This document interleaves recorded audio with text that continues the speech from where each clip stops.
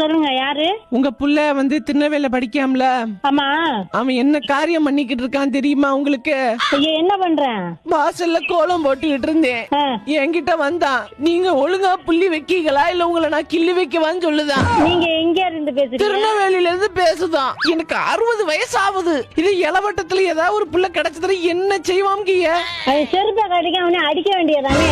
செருப்பு கல்லட்டி அடிக்கலாம் தான். ஆனா நானும் ஒரு புள்ளைய பெத்தவதானே. உனக்கு வயசு என்னடா அந்த வார்த்தை கேக்குற அப்படின்னு நீங்க அடிச்சு இருக்கணும். நான் அதுக்கெல்லாம் ஒண்ணு தப்பு சொல்ல மாட்டேன். அவனை இதுக்குதான் நான் படிக்க வைக்கிறேன்னா என்னத்த சொல்லுதுன்னு எனக்கும் தெரியல. பாத்துக்கிடுங்க.